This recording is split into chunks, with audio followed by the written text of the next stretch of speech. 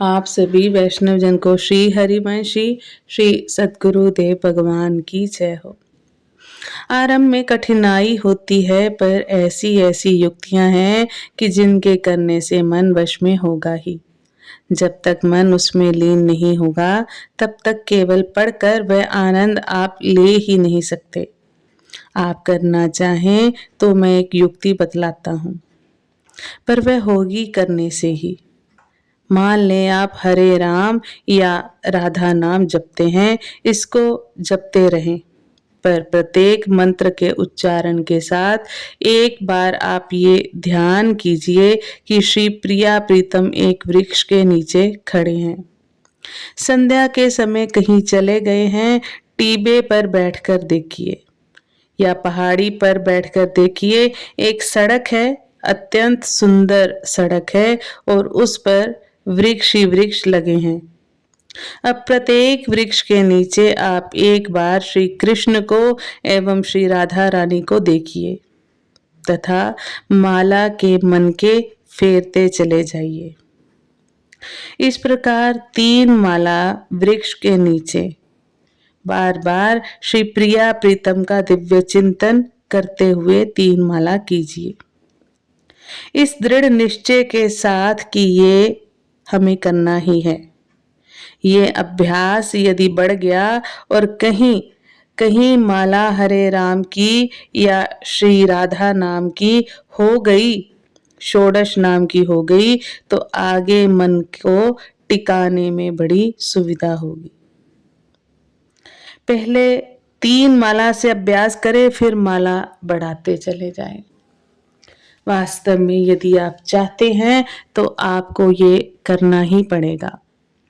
धीरे धीरे मन की बदमाशी मिटानी ही पड़ेगी। आप देखें, मन तो जैसे आज बदमाशी कर रहा है, मरते समय और भी अधिक बदमाशी कर सकता है तथा पता नहीं कब किसके संग में फंसकर, तब किसके संग में फंसकर मन पर कैसा रंग चढ़ जाए।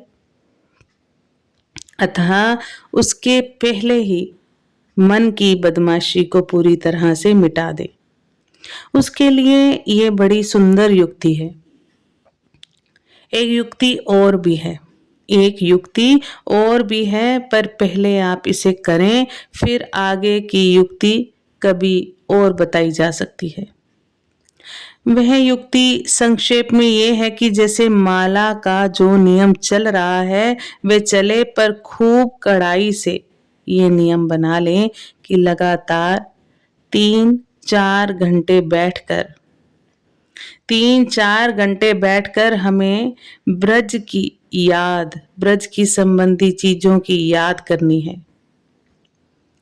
1-2 सेकंड के लिए उन 5000 चीजों को याद कर ही लूंगा, चाहे मन कितना ही बदमाशी करे। इसके लिए एक किताब बनाकर अपने पास रख लेनी चाहिए। 1, 2, 3 ऐसे नंबर लगाकर जैसे पाठ किया जाता है, वैसे एक एक चीज को पढ़ते जाना चाहिए और उसका एक एक सेकंड के लिए चित्र बांधते जाना चाहिए तथा जीभ से नाम चलते रहना चाहिए। होता ये है कि मन भागने लगता है, पर नियम के कारण जहां साल 6 महीने प्रतिदिन दृढ़ता से ऐसा हुआ कि अभ्यासवश मन को ठीक उसी समय प्रतिदिन वहां आना पड़ेगा।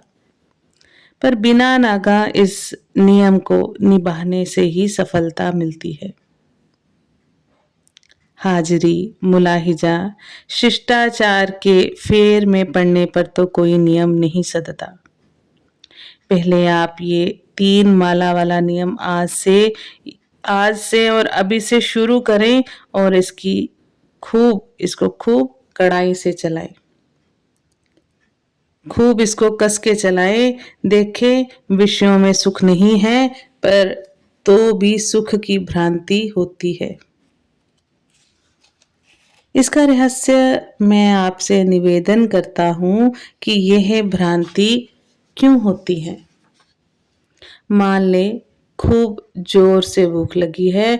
अब खाने के समय बड़ा आनंद मिलता है, पर असल में ये जो आनंद मिलता है, वह खाने की वस्तु से नहीं आता, वह आता है उन भगवान से जो आपके हृदय में बैठे हैं। होता ये है कि मन में इच्छा हुई, उत्कट इच्छा हुई कि मैं कुछ खाऊं। इसी इच्छा की पूर्ति जब होती है, तब उतनी देर के लिए मन की चंचलता मिट जाती है और वह स्थिर हो जाता है। स्थिर मन पर आत्मा का सुख प्रतिबिंबित होने लगता है और मनुष्य को आनंद का अनुभव होता है। असल में तो मन के टिकने से आत्मा के आनंद की छाया मन पर पड़ती है। असल में तो मन के टिकने से आत्मा के आनंद की छाया मन पर पड़ती है, इसलिए आनंद का अनुभव हुआ है। इसी प्रकार सभी विषयों की बात है। इच्छा हुई और जब वह इच्छा पूर्ण होने लगती है, तब उतनी देर के लिए मन स्थिर हो जाता है। मन स्थिर होते ही आत्मा की छाया उस पर पड़ने लग जाती है और मनुष्य मूर्खता से मान बैठता है कि अमुक विषय से मुझे सुख मिला है। अवश्य ही उस बात पर आसानी से विश्वास होना बड़ा कठिन है, पर सत्य बात तो यही है।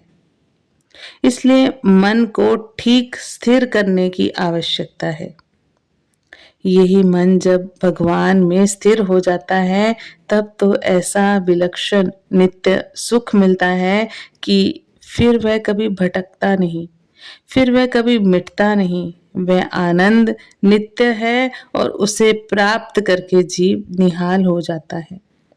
इसलिए इसको आप अवश्य करें। लीला में मन लगाने में कोई परिश्रम नहीं है, पर हमसे नहीं होता, इसका कोई उत्तर मेरे पास नहीं है। आप सभी वैष्णव जन को श्री हरिवंशी श्री सद्गुरुदेव भगवान की जय हो। जय जय श्री राधे श्याम, जय जय श्री हित हरिवंश।